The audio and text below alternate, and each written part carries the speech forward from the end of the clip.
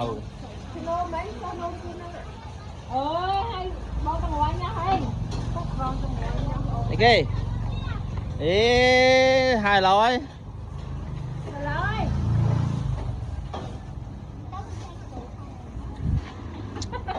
nó cái đồ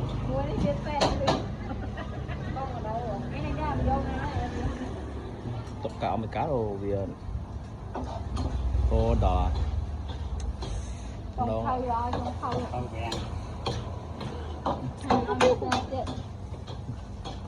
không nên nặng là đây đò bê hai tàu đậu lên nha vậy hai tàu rồi vô ba kia làm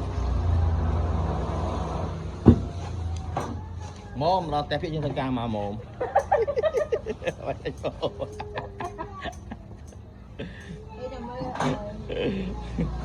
hay là đi vô